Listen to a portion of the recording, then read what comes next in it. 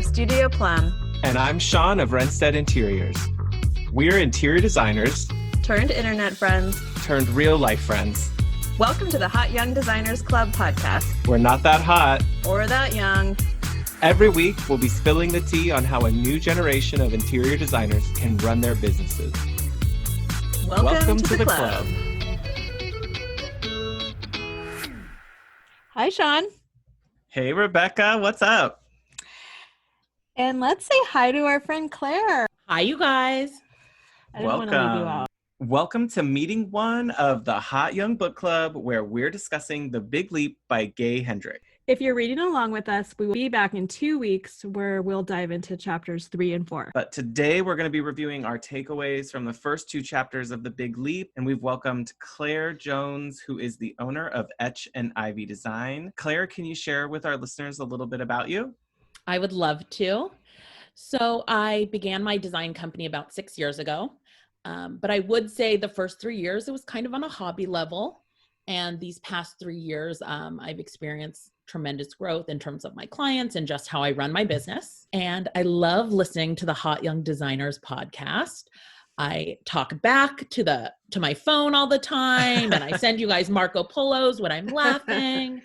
And so I feel really honored to be here today, and I can't wait to discuss this book with you guys. Super excited to have you. And Claire is in my hometown of Sacramento, so we kind of know each other through mutual friends over the years, and it's been really fun being in our little design pod and helping each other out more and more this year.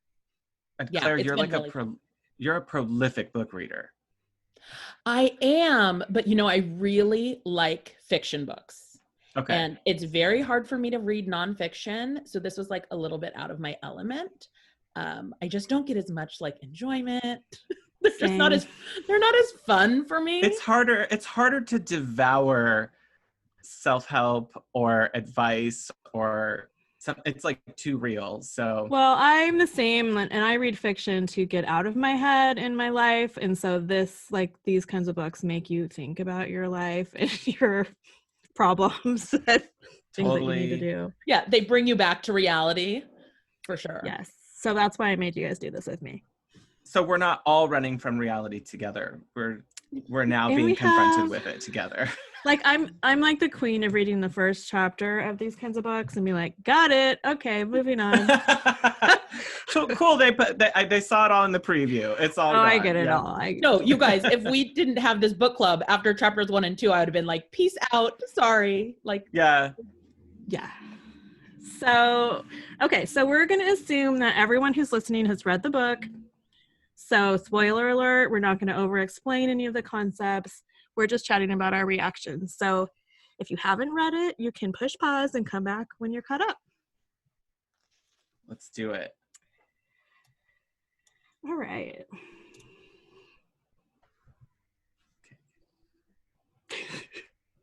Shaun. What? Okay. What? So, talking about chapters 1 and 2, he's mostly explaining this concept of the upper limit problem. Mm-hmm. Did that resonate with you guys? Absolutely. It did and it didn't. So the first place I think it really resonated with me is when he was saying the excuses we make for not doing our very best. And we kind of say, oh, well, if I failed, it's because I wasn't trying hard enough. Yeah. Or I would have succeeded if I had really tried. And that one, I got a ding, ding, ding, because sometimes I do that where I play small, and it's because I know I won't fail if I'm playing small. Totally. That resonated with me too. Is it the same? Are we saying this is the same though as self-sabotage in a way? It seems like that. It's sabotaging before you even starting it. You've created these limits on yourself to make it so small. Well, and that it's you'll either do great at it or you'll fail at something even bigger. And you don't feel disappointed. I do the same thing. I actually wrote some notes about that yesterday. And I think I don't know. Like I felt like I did this in high school. We were talking about like I was like a pretty good upper B student like most of the time, and I felt okay because like I wasn't even trying that hard. I didn't even really study. Like It so, totally could have been a 4.0 GPA if I I actually wanted, worked at it. but I wanted to do other things. So whatever. And then you're never like, I don't know. I never felt bad about it because it was just what I put into it. Yeah, but then you're like not truly ever fully showing up in your life. Yeah. Or living to your potential. So it's like always like, what could I have actually accomplished if I had done at least 95%? Mm-hmm. Yeah. I can see some of that in my business, where when something's going really well, I'm just sort of constantly waiting for the other shoe to drop. But something's going to happen to bring it back down or to put me back into reality. And so it's like I'm never fully appreciating how well something is going or how great I did at something. It's on to the next critical challenge that I'm creating for myself. Yeah, and something else I wrote down yesterday is if I don't try very hard, I won't know that I'm not good. Like if I tried 100% and then I still kind of sucked, then oh yikes, like my full potential isn't very good. So if I know I'm not trying that hard and it's still not that good, then It's because you didn't I'm try not, hard enough. yeah, and I'm not It's like not because you're not good enough. I'm not good. Yeah. Yeah. Okay, but then people who are like actually truly not good enough, because I think he kind of overlooked those people in this book. He just assumes that everyone is so capable of excellence or genius, and maybe that's if you find your right zone, everyone is capable of that. But I don't really believe that, because I just like half of America is just dumber than my cats, you know. Well, So it's their genius though. So maybe their genius is Their genius is being a cat. that's true. But licking their ass. Like, do you think there are people who are like, meh, like mediocre intelligence, mediocre creativity, and they like try really hard at something and they fail and they go, I'm just not That's just not smart my enough, thing. I'm just not creative Yeah. enough? Or do you think they go, I didn't work hard enough? Like, do you think we really can actually have that kind of perspective to look back? Like, does everyone have that clear of a gift? Ooh, that's getting meta because I also then I start opening that can of worms of, well, would other people have had an opportunity to find a zone of genius if they had money for education, if they had supportive family environments, if they had better education? Like, so that opens up a whole can of worms of people's unrealized zones of genius, because maybe something else that really wasn't their control versus just their willingness to take part. I love Took that perspective. Away. That's a much nicer perspective. I think we're also assuming that being in your zone of genius means being like professionally successful, where I think like you can be someone who like we've probably all met caretakers or someone who's just and you're like the best damn one that anyone's ever seen. You're just so warm. Like you walk into a room and everyone is like comfortable in your presence because you're just like this amazingly warm, like joyful person, or like yeah. You guys probably have like moms in the school groups who are like completely 100% dedicated to being like full-time stay-at-home mom, and they run it amazingly, and anything that needs to be organized, they are on top of it and they run it like a business. And maybe that's their zone of genius. Like they can do that. They're willing to like live into that or lean into that. Maybe Maybe you don't know one. You know any moms like that, Rebecca? I don't know. I don't know your life. Like that I don't think could be using those gifts for more. Well, totally. That's a whole nother. So then maybe it's a zone of excellence where they're great at it, but it's not necessarily where they're meant to be using their genius. because they're afraid of like stepping out and back into the world of competitive professionalism or whatever it is. I had a really good mentor when I worked in banking, and I was like a new manager. I went into management really young. I honestly don't think I was 21 yet. Like I can remember going to an event and I couldn't drink at an event. And it was like with all these other like entry to mid-level managers. And I was the youngest one there. And it was like, holy crap. I knew I was good enough to get there, but then I was so young that I felt like I should stay where I was for a while. And a mentor of mine, she was like, once you feel comfortable somewhere, it's time to either go or grow. Like you either need to leave whatever it is and move on somewhere else where you're meant to be doing something, or you're going to have to really push out of yourself and get bigger in the space. And that's what made me take on like more complex jobs, more direct reports, like more responsibility, and forced me to grow. But I don't think I would have done that if she hadn't said like, it's time for you to leave this position you've been in for a while. Like you have to get out of here. You're just going to stagnate and die. I think that's a really good point, but I also think that we're coming at this conversation being people who are growers and doers, and I have a kind of similar career as you. It wasn't in banking, but it was market research, and I became a manager at 22. And there was a lifer there who had been a project manager her whole life, and so and I got restless after like 4 years, and that's when I went to school for design while I was still working there. But I looked at her and she was completely content doing like the bare minimum at work and just kind of phoning it in. And whereas like in contrast, I was like restless and antsy and like unhappy and, reading this book, now I know like I was not, in the right place. Obviously. You think she was in like her zone of excellence? No, I just think that not everybody even cares about getting to a zone of excellence, that a lot of people are really like comfort level people. And everyone has a different level of comfort, but like he gave you the example of Maynard Webb in the book. And he was the one who worked as the COO of eBay when Meg Whitman was there. And he made so much, he had so much money, and he still pushed himself to start another company.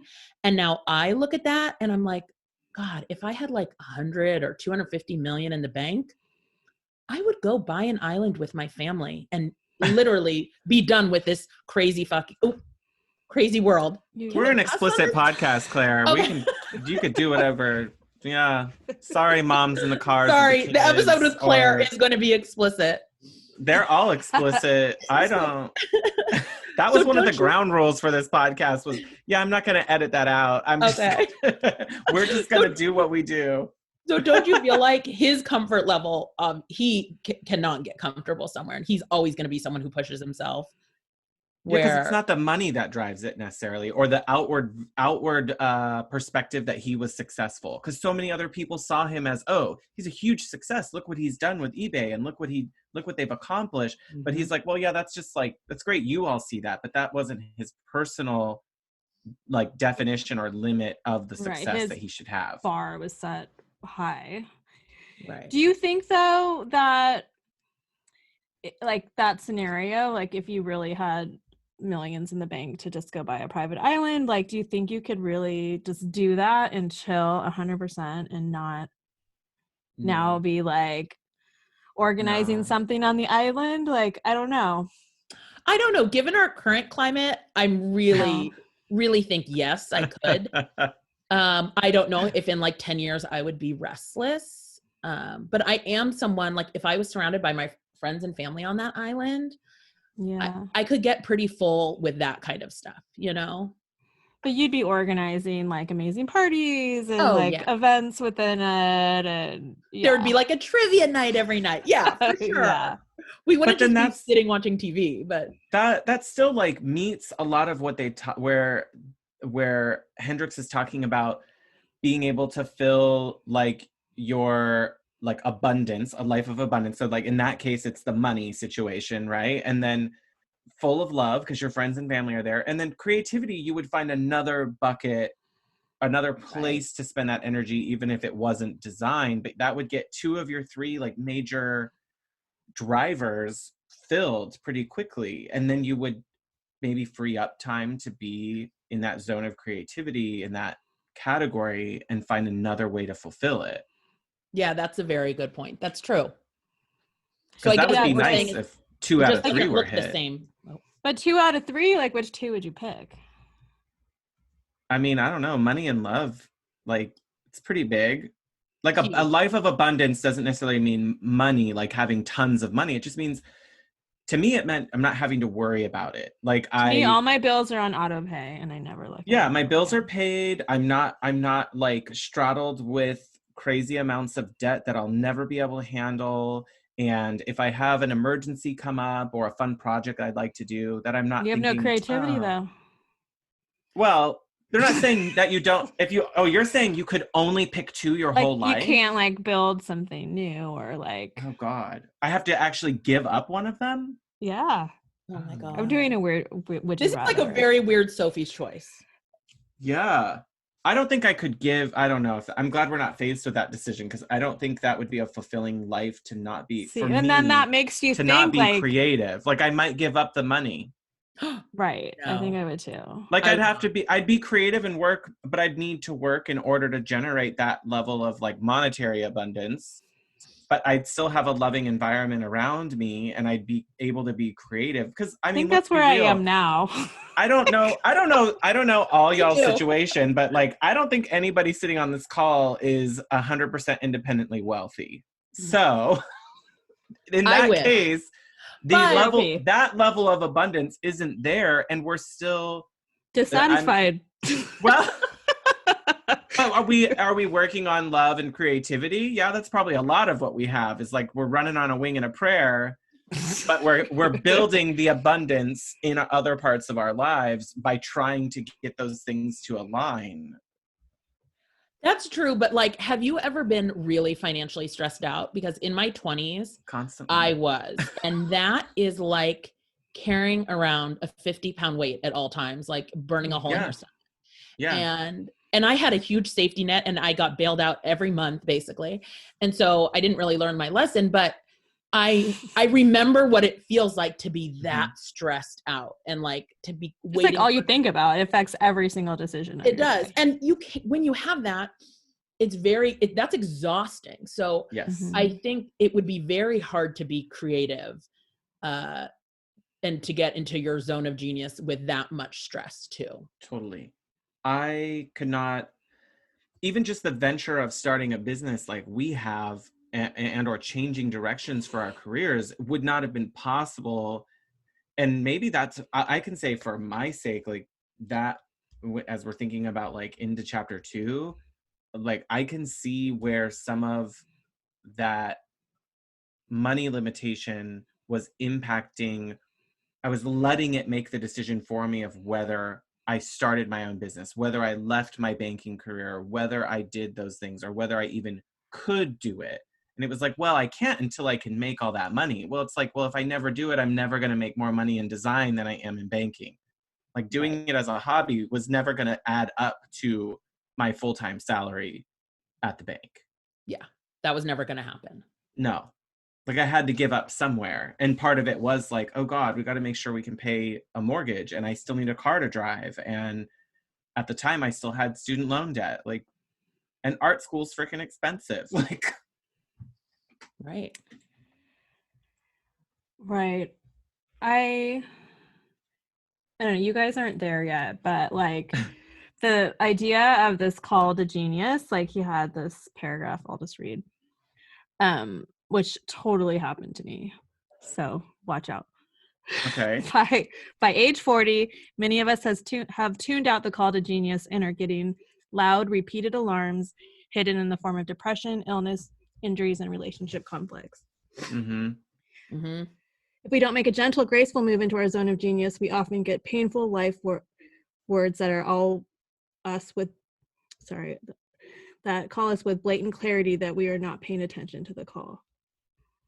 That's like your health That's my concerns, story. midlife crisis, Yeah. like everything else, everything's crashing in around you at once. Yeah, he had some digs on like fibromyalgia and like some like of the like chronic diseases that can. Yeah. I don't know. I thought that was interesting. And I feel like my change of career happened exactly that way. Like I ignored the gentle calls and it turned into like a major It became an emergency. It became like a critical emergency instead of it being like, well, here's your chance. Okay, we can't be subtle anymore. And your body and your mind are telling you like, we can't go with you on this journey anymore. Right. I mean, literally like time to walk the plank. Bye. Yeah. Bye, bitch. I see so many people in my life who I know they're not happy and I know they're not going to be happy. And I can already see it after reading like these chapters. I'm like, oh, that's why she was never happy in her relationships. Like she never tried that hard and it was so easy. And I'm like, I have these people in my life, like friends and family members. And I'm like, well, of course it never works out. Like it's not that they're like falling into a trap or anything, but it's helpful to be able to see it. If you're like constantly like having that low bar with like the thermometer analogy, and every time you hit your height of happiness, then you sabotage with negativity or a fight with your partner or something crazy. Like some people have that threshold really low and they're like, you can see it happen. Like I know people who do that. And like if you don't realize it, then you're constantly screwing your life up and your relationships and your jobs. And Shaun and I are on two totally different ends. Like as much as spouses could be on something, I completely left the life where like I'm not trying to be like all hippy dippy on you guys, but like I left the happiness is tied to money philosophy. And I really like, I guess I'm like just so sick of hearing that from people of like, well, success means money and money means happiness. And it's just like, okay, like, no, like if anyone out there still subscribing to that, good for you. I'll meet you on the other side when you decide to join I hope you win the lottery and then realize the truth. Really quickly. Like it just doesn't. And and that's interesting, Rebecca, because he talks about that example in the book where he talks about lottery winners, where it's like literally you can have all of your dreams come true, but it almost always created more like assault claims and being sued by family and friends and costing more money than ever before. Wherever you go, there you are. And Shaun and I are on opposite ends of that spectrum. Like I think he's still trying to like redefine himself, and that's where I can see like I'm like, oh, he needs to read this, because I'm still not driven by that like productivity society where it's like the busier you are, the happier / more successful you're supposed to be, you know, and it's like not tied to money. Like I don't need that job that's 2 positions up just to get a bigger pay scale because then I'll be happy. It's like, no, all those responsibilities will bury me. Yeah. Shaun, I'm so with you there. Even just in terms of like client load. And I realize like this is coming from a place of a little bit of privilege, but like there's a lot of clients that I say no to that I could make a quick buck on, or, you know, I could make more money than I'm making right now, but I know like my happiness is not worth it. Yeah. Having a weekend with your family. Right. But in the same vein, I'm also hoping, like I'm not chasing dollar, but I'm also hoping that in my like zone of genius that success will also come with like a hefty amount of money, because I do like a certain way of life. Do you know what I mean? Like I'm not chasing the dollar, but I hope the dollar follows me. Yeah. You know? You've grown accustomed to a certain style of living and comfort. But I feel like if you are actually working in your zone of genius, like I'm hoping to learn more about this in future chapters, but that you are kind of getting magnetic to money and more abundance because you are living your purpose, and that's only going to attract more people who want that, which should translate to money if you're using it in business. Yeah. He got woo-woo when he said the seductive comforts of success can lull us into accepting the status quo. And Uh-huh.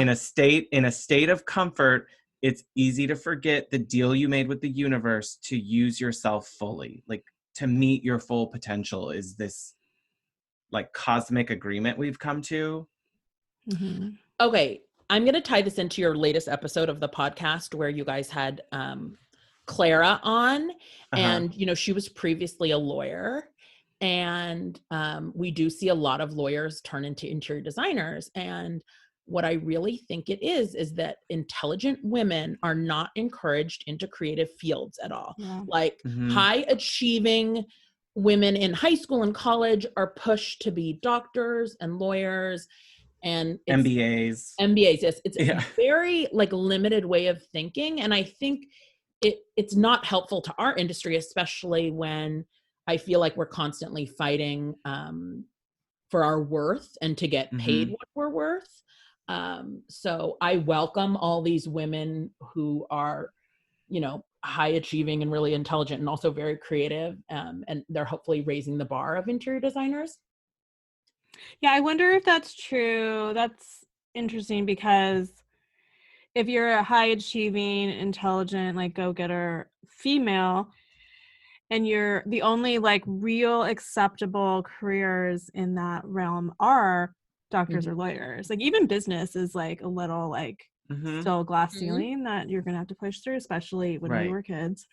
Like the So, prestige just isn't there either behind it. but it's Like, been acceptable culturally to be a female doctor or lawyer for a long time. Because you make a lot of money, it comes with a lot of success. It's kind of like, right. okay, you can do And that. you must be smart. Yeah. Like you to be a lawyer, to be a doctor, it's like this huge level of intelligence that's required to be able Or to do that. And you are smart and these are your only two options, which Right. means that they're you're going to so smart hit you can only those, do this. And they're then going we to hit see it this career happen. and then they all like jump ship. So I wonder if there's just a lot of attorneys going to different Well, so Yeah. that goes to the industries. Like maybe it's fears. not just interior design. That goes to the fears that cause the upper limit problem though. Like, to me, when I hear that, I'm hearing that believing that more success brings a bigger burden. There actually is a bigger burden that comes along with a career choice like that, and not everyone's going to be able to like meet the challenges of a rigorous like litigation job. Or, I mean, being a surgeon has a tremendous amount of pressure, and you have to be able to get through that anxiety if you even want to do it anymore. Maybe that's why a lot of doctors have god complexes, because they're Well, beyond this. They're not afraid of Right. they're not just focused on ostracism or whatever. They're just like, well, I just saved your life. Like, they're I'm so good. literally, yeah, life or death is in their hands on the Mm-hmm. daily. So that whole thing with the fears, like his hidden barriers, did you guys feel any of them resonated with you? Like feeling fundamentally flawed, fear of disloyalty and abandonment, or believing that more success brings a bigger burden, or the crime of outshining? I was trying to kind of relate it to my childhood and having a hard time. Yeah, it was a little tough with me because I felt like this poor author, that story where he brought his book to his mother and sister that had just been published, Oh, I know. and Oh he put it in yeah. front of them and they didn't even acknowledge it. I was like, oh my God, I did not have a childhood like that. I did not have an adulthood like that. Like Yeah. I even had a high achieving twin sister, and Oh, you're a neither of twin? us. Yeah, I have a twin. I have a You know fraternal twin that. brother. What the Okay. heck? Claire, how do we And not know she's an this? attorney, she's a partner at a law firm. And Uh neither of us ever felt the crime of outshining. Like we were both so mhm. different. We weren't competitive with each other in that sense, and we both really just let each other be ourselves. So the only one that actually resonated with me was number one, feeling fundamentally flawed. Like to me, I just related to that in the sense that like I'm I'm just not good enough, or just kind of comparing myself to other interior designers. I'm just not as creative as them. Or Right. I didn't get the right paying client to do my best possible work. Like, Right. that was the wrong house and a lot of stuff went wrong. So that's why it didn't work out. Like, Did you feel that way as a kid though? No. well, I mean, I went through childhood like just like blissfully happy and unaware of anything. I'm so confident and like just like living my best life. So only when I became adult did I get like anxiety and you know being so critical. oh my God. I So lived these. I lived did like you? fun. Oh, that Okay. makes me sad. So like I'll break it down, and I don't like being defined. I'm not like a big flag waver, and I don't want to be defined by it because there's so much more to me than this. But every LGBT plus youth has felt, I'm gonna say, the feeling that they are fundamentally flawed, that Right. something is wrong with them, that something's not right with them, that they don't belong as they are, that how they are isn't good enough. And I think whether it's a fleeting thought and you have a really loving family environment that's accepting and you move past that quickly, I have never heard a story of any LGBTQ community member who never felt that ever. It almost always comes and then they go, but then I had this happen and I knew my family supported me, or I knew this. But the first thought is, I'm not good enough, something's broken, and I need to try to change the way or who I am. And I had a really supportive family environment. Like, I had examples all around me and I didn't even know it, from my mom and her friends. Like, I mean, I feel like there were a lot of hints being given, and it was more like, with me and my mom, it was like, well, when you're ready, you'll tell me. But I didn't see that. I had to process it myself first to be able to then share it. And then it's like a non-issue. But you're also But a person in the world and American culture, and you're hearing that a lot yeah, growing up. That right. I mean, but I grew like time frame. I'm watching Pedro on Real World San Francisco with Yeah. HIV, on Yeah. MTV. Like, that's like time and place. I'm a closeted kid, and I'm like, oh shit, every gay person gets HIV and AIDS, and they all die.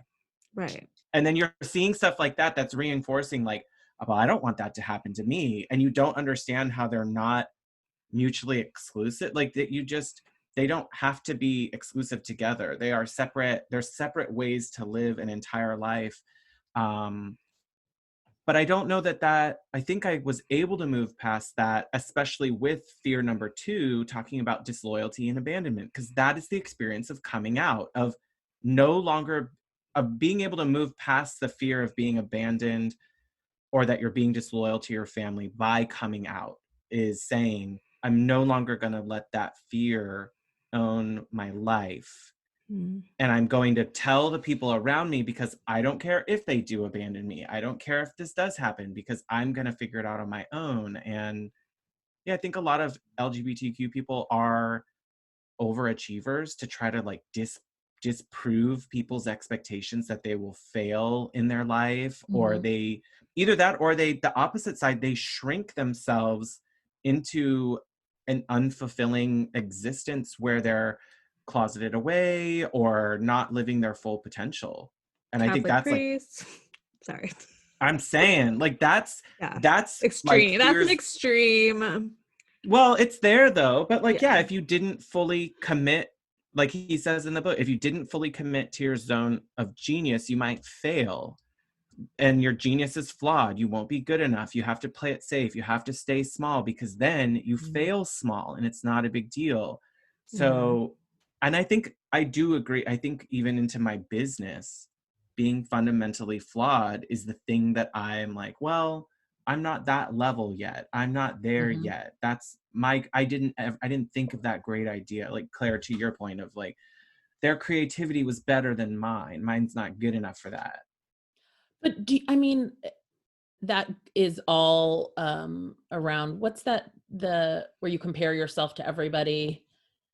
I mean, it's not the comparison trap, but it's something else. Do you think there's any level of success where you don't stop feeling that way? I mean, do I you felt like think that's like just Bill part of the Gates? Do you think creative. Bill Gates Like imposter syndrome? Is that what you mean? Yeah, imposter syndrome. That's it. Like Is where you part just of that? Oh, I don't know. I have never Claire, heard that's a good one question. successful person interviewed say they did not have imposter syndrome, though. Like, I Right. feel like it's part of the human experience if you have any sort of self-awareness and drive. Like maybe Donald Trump is probably the only person who Oh, is I not think he critical. feels it and he just like outwardly puts it, Overcompensates. overcompensates for it. Like, I I'm the feel best like president ever. Yeah. I'm the best designer ever. I We're think we really all doing need to be very more- good things, the very best designs. Honestly though, but isn't that fear of being fundamentally flawed is that part of what drives the creative process of like, is this my best work? Is this the most creative? Is this interesting enough? Is this good enough? Like, that doesn't push you guys to do more with your designs? I mean, I think you could be high achieving or I mean, because I'm like a recovering perfectionist. It doesn't have to come from like a bad place. Like it doesn't have to come from a critical place. That's where I operate out of right now. Is the critical place is that like, I want to do my best. This is not my best. Like keep pushing myself there. Okay. But don't you feel like at some point it could, I mean, like I think about like Kelly Wersler. Do you think she operates out of a place of that? I think she's at a different level of creativity where she just is like in this, like her zone of genius. I don't know.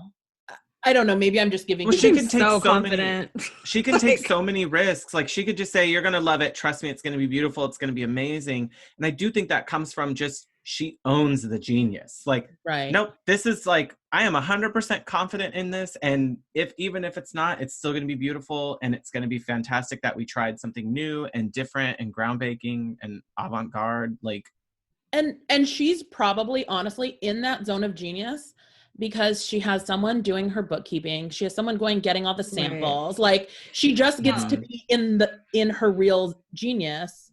I just heard, have you listened to the Domino's new podcast? Yes. No.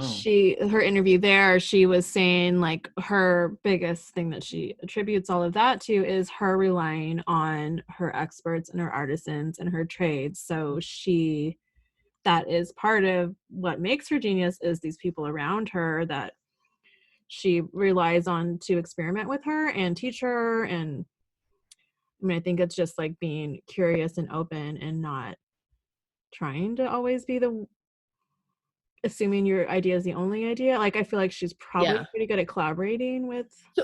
So like she's not operating from a place of fear or feeling flawed. She's right? not letting that drive her creativity, letting the fear control it. It's letting her genius aim it. Yes. And just also that all in and open to the whole it's that weird corporate, like, did you guys have meetings where they would be like, okay, no bad ideas, guys, throw everything out, there's no bad ideas? But that's truly like living in your genius is throwing everything out. Like, get all the stupid junk out of your face. And that's part of art school too, was if you're going to take a drawing class, if you're going to take a graphics class, it's just, you have to work through so many, not bad, but just not the best or most creative thing you could create.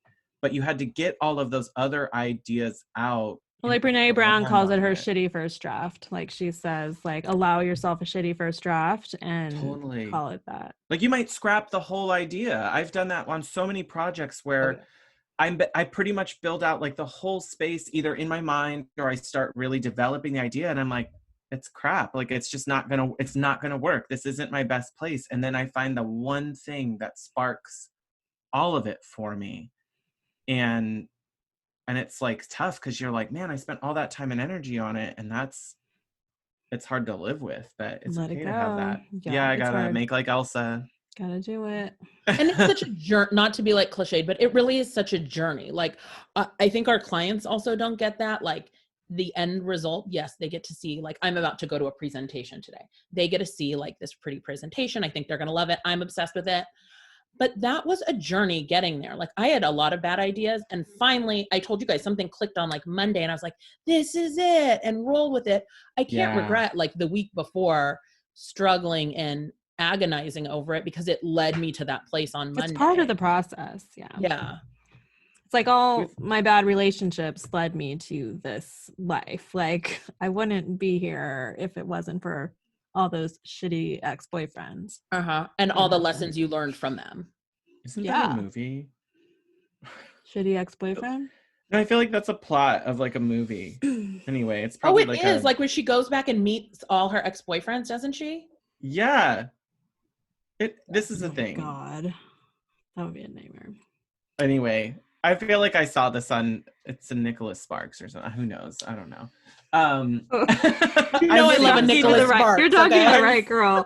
I've seen this movie before. I think my hidden barrier, I had a hard time with this one too. But I think it's more of number 3. I think I have more success brings a bigger burden. I think I have this like burden syndrome that I know it comes from like, I'm the oldest of 3 kids. My mom was really overwhelmed with my 2 younger brothers who were only a year apart.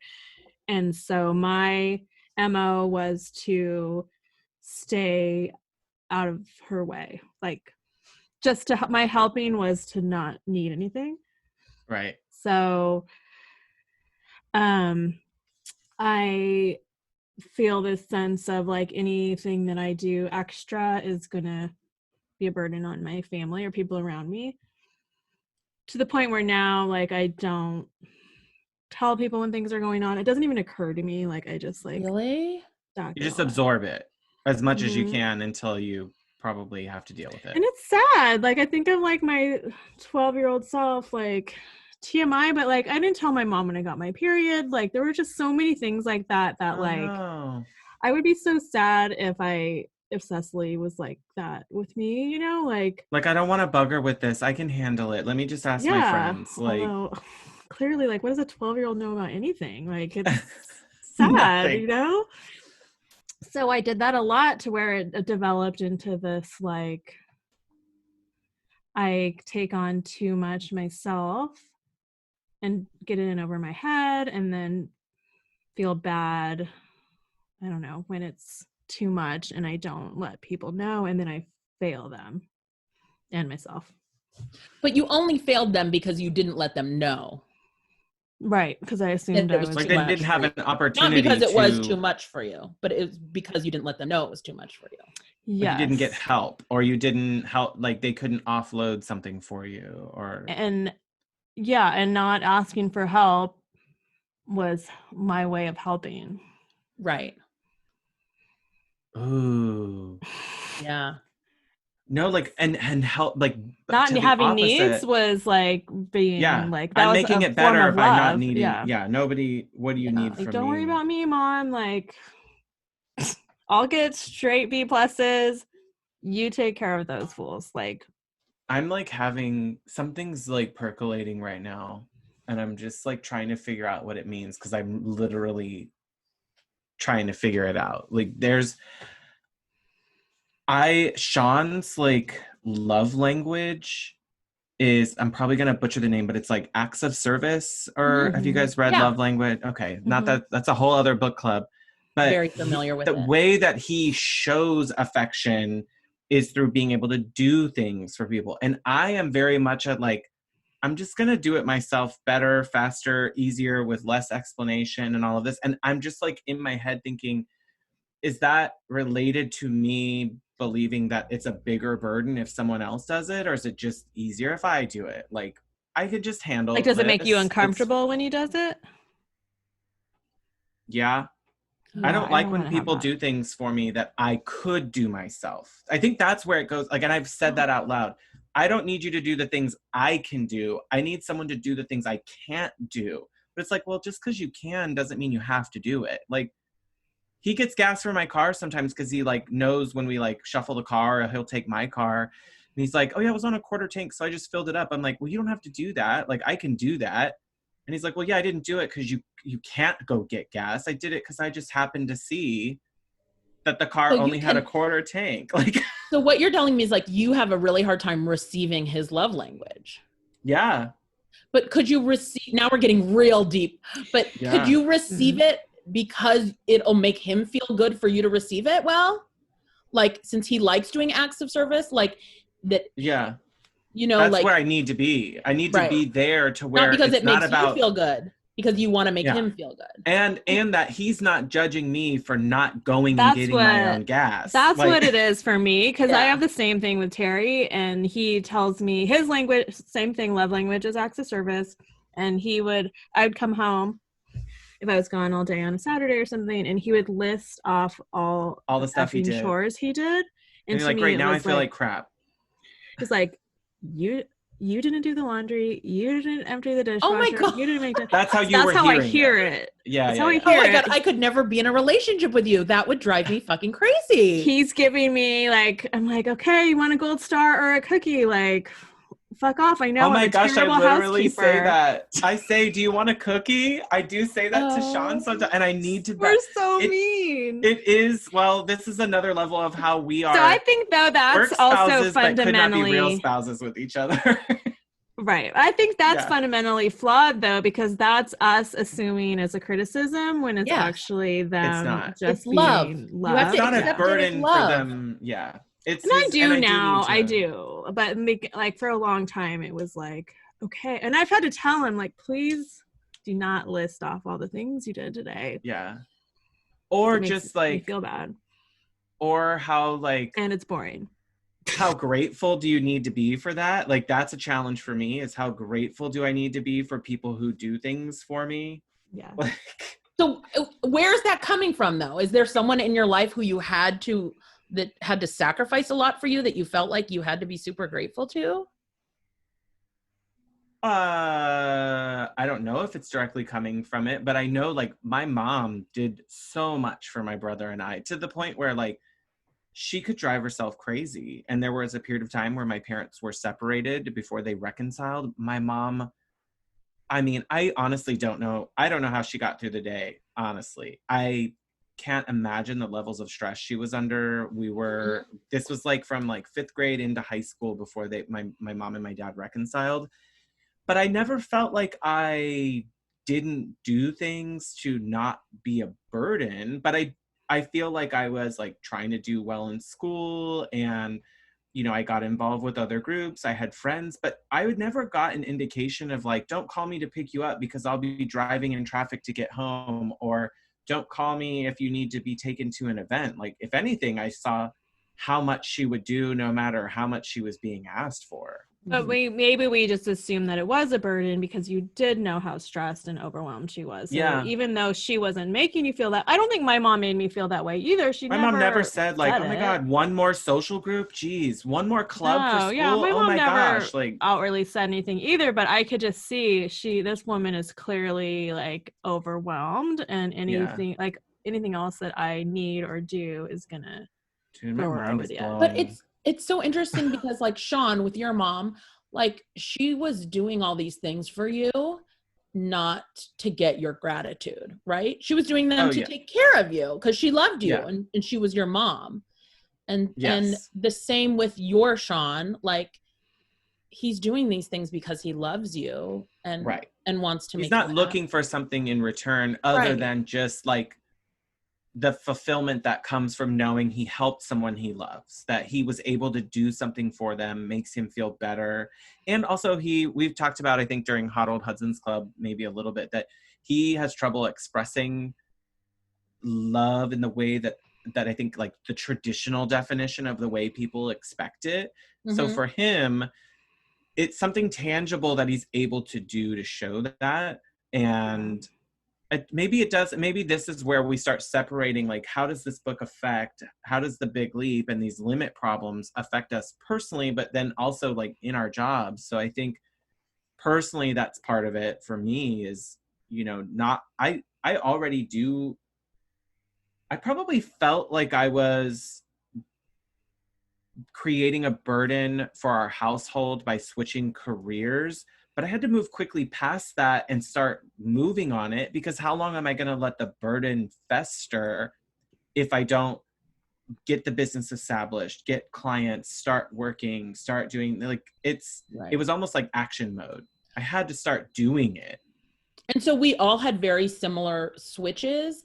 But to me, I look at it the opposite. When I was unhappy in my other career, that's when I really was a burden to my husband. Like I would Mm, come home every night so unhappy and just like dump shit on him. And I was so unfulfilled that it was just hard to be a good partner as much as I tried. And so yeah. then when I made the switch, then I felt like, okay, maybe financially I'm more of a burden now, but like in terms of showing up in my household, like you're You're getting a better there. version of me now, Mhm. Yeah. and there's just less money in the bank account for now, Yeah, that's where we went. I'm a much happier person now than I ever was in my past career, which I'm like, oh, that's weird because I had fulfilling relationships and was like, I have friendships where I'm like was really truly myself with people I knew at the bank or worked with at the bank. I don't think I was miserable the whole time. I just think No, that but like if you were generally, zone of competence versus zone of excellence, like that's a big yeah, change and like will take you from flat to like Well, and don't yeah, that. you, I mean, I was pretty miserable where I was, and I am the kind of person who like tries to make the best of things. So like I would still try to enjoy my day and enjoy my coworkers and stuff. But now that I'm in and I have my own business and I contrast it to where I was, I'm like, wow, what a difference. Like only looking back with hindsight can I see like how not in a good place I was there. Mm-hmm. Same, yeah. I mean, and I owned my own business before, Yeah. and it was looking back, like the expectations that I had in that business was putting me in my probably zone of incompetence towards the end. I think I was in hmm my more zone of like excellence in the beginning, but as we grew and the business needs changed, and I was more into this managerial sales slash executive kind of role, like it it just kept did moving not down. suit me. Yeah. Mm-hmm. Yeah, I feel Yeah, like like technically I was like moving up in my career, but moving down in my zones, I guess, Mm-hmm. which is yeah. kind of weird. I've had I mean, I can think about different roles that I had in the 13 years I was in banking where it was like, oh, that was like a zone of competence. There I was in zone of excellence.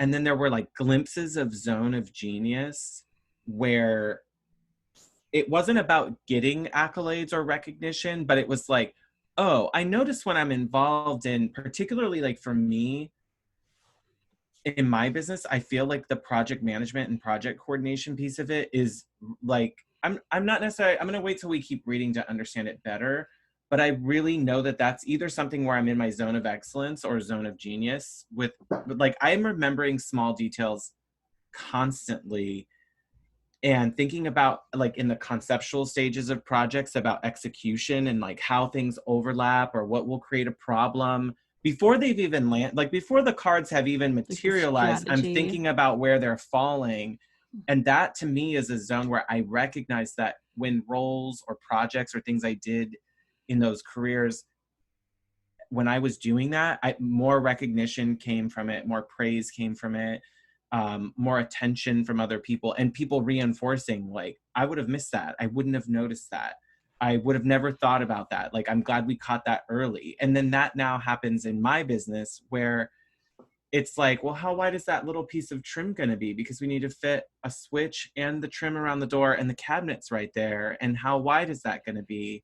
And that's where, as we're doing a project, you know, you hope that everyone else is coming in and catching it too. But there's so many times where the cabinet guy will be like, oh, I missed that.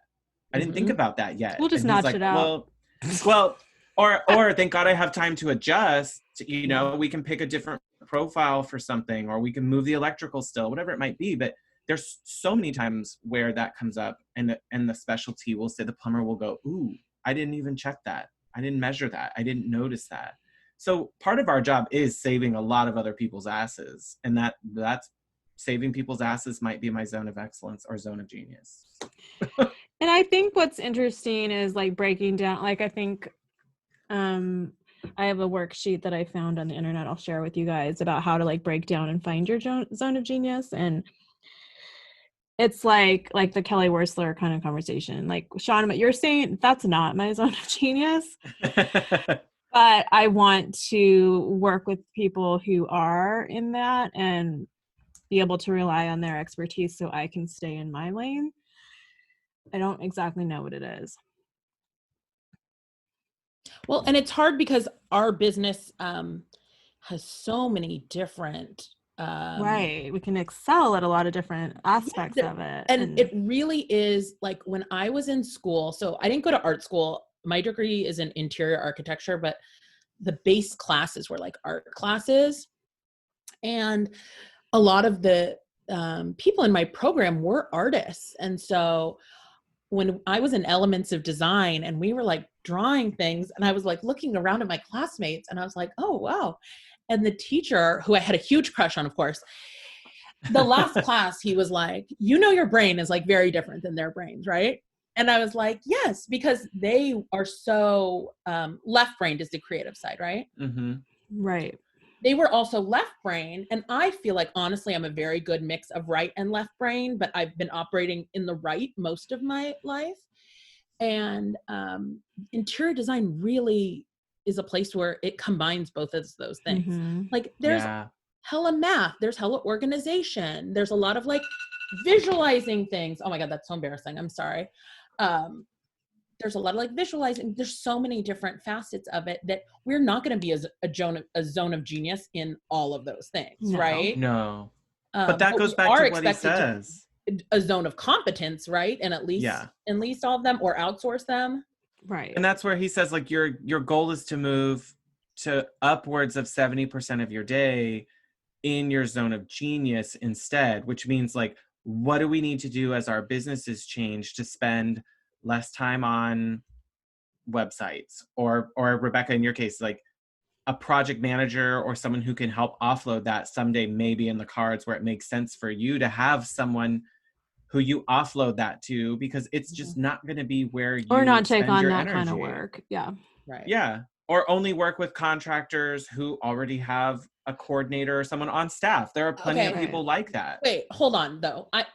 Rebecca, I have to challenge you saying not take on work like that, because we're in that's you withdrawing from it. Yes. I know, and that's totally my big question with this book. Like, am I setting my thermometer too low and afraid to like push it and find ways to like be my inner Kelly Wursler? I think she might not be good at what Shaun's saying. Like, she probably isn't good at what Shaun's saying. Do you think she's doing the elevation drawing? Right. No. Like, she's Nate Berkus. So I saw like, I told you guys I saw Nate Berkus speak. He does not own a fucking computer. Because he doesn't need, his job is the creativity. He does it all on his phone, and he just has little, like, he's just referencing shit like all day. Like, oh, but I could see that. That's that level of genius where he says like, oh gosh, we need something with some shine to it. Wouldn't this amazing thing that I saw, like this glazed artisan who only does 4 tiles a year, and I have a picture of it on my phone. That's where for some designers that's what gets them paid the big bucks, is they think of something no one else would have thought of in any other setting, and they're the only one who pulls that genius move of, oh my God, it's like, I just had a vision. This is what it's going to be like.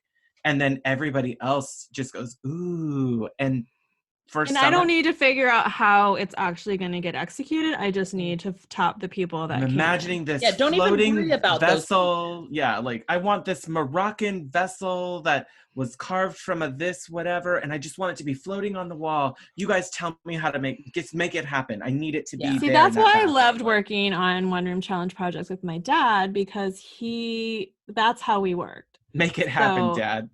Yeah, I'm like, this is what I'm envisioning. I have want no invisible idea how closet it's gonna doors. Suspend in space. You literally, and like he would just keep trying to engineer it and then build it. So on a super small scale. Oh, that exists. So then you felt you're that creative. You're more of a creative director. My chip gains. Yeah. Mm-hmm. You're a creative director. Yeah. I mean, I'm not going to tell you what you are yet. I shouldn't be saying that yet. Obviously, we're going to be figuring this out because we still have several chapters ahead of us in the coming weeks. But I think that's a big deal from what we need to take away from this, is recognize what are the things that have held us back in the past or continue to do so now. And I can see a big change from what held me back when I was younger, you know, and then like what held me back up until I left my banking career. And I think that's part of it too, is he's not saying all of these things hold you back at all times or one for your whole life. It's like, which of these are applying right now to your situation? Right. And I think the big thing, like Claire, you were saying, I think the big question filter I'm going to put it through is, am I playing small or am I living in the wrong zone? Those are, yeah, we have to be able to distinguish between that. I'm excited. I think this is good. I didn't go forward into chapters 3 and 4 yet, and I know we have a couple. So we've got 2 weeks until we meet again and go through chapters 3 and 4.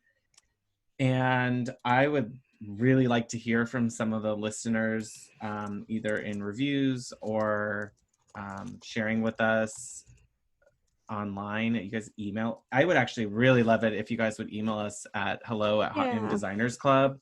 I'd love to hear what resonated with you from it, and then we could take a couple minutes from meeting number 2 and share some of the revelations or the aha moments that you guys had when you were reading it.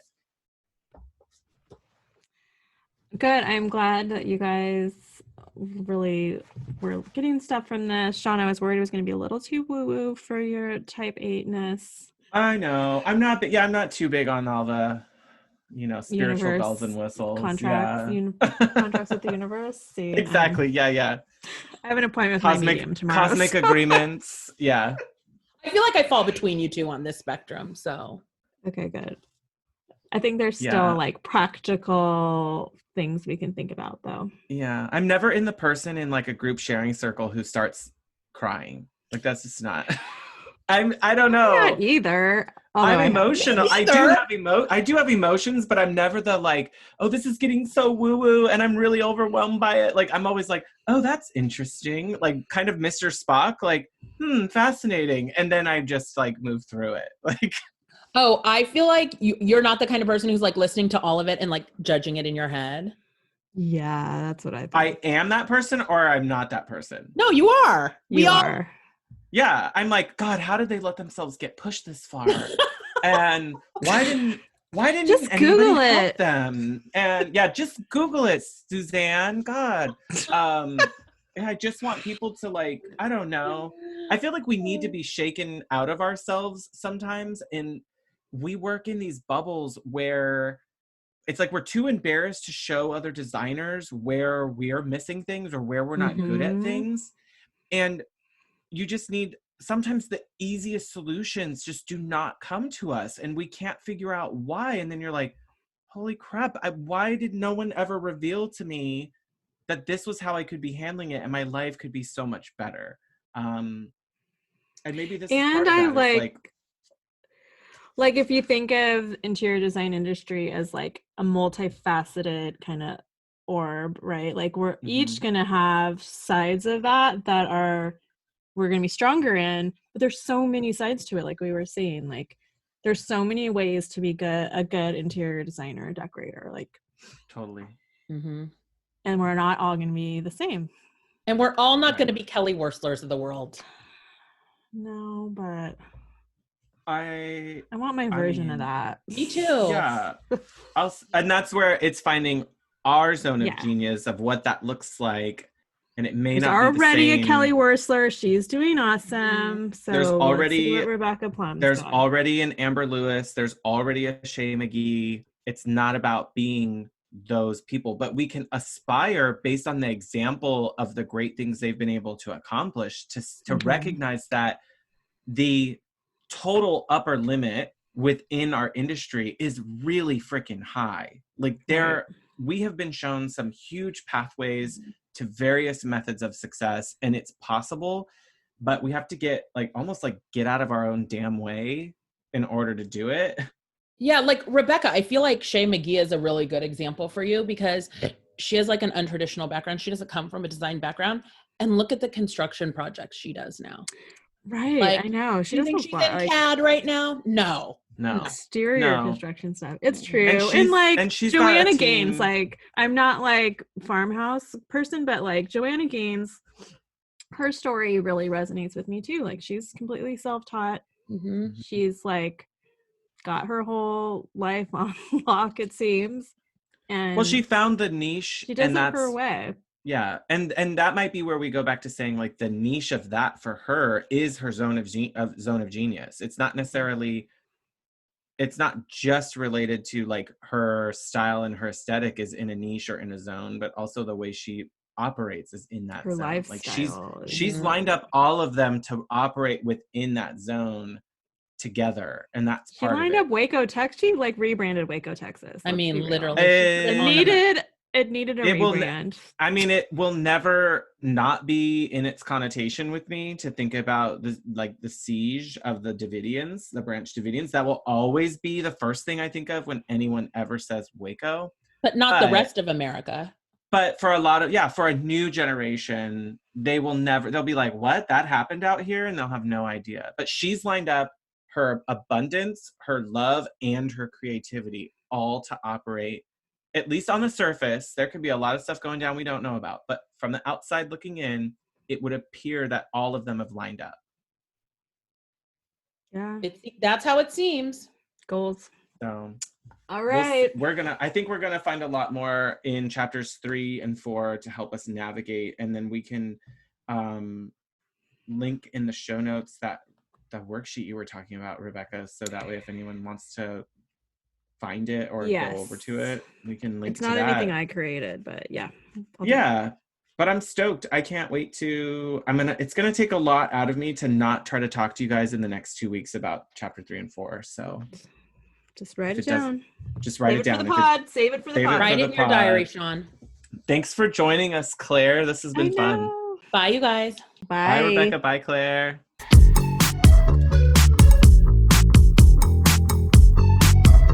Thanks for joining this meeting of the Hot Young Designers Club podcast. If you liked what you heard, please subscribe and leave us a review on Apple Podcasts. Check out the show notes there for links to things we talked about today. We are keeping the conversation going on Instagram, so don't forget to like, comment, and follow at Hot Young Designers Club. You can find Rebecca on Instagram at Studio Plum. And you can find Shaun at Renstead Interiors. That's WRENSTED.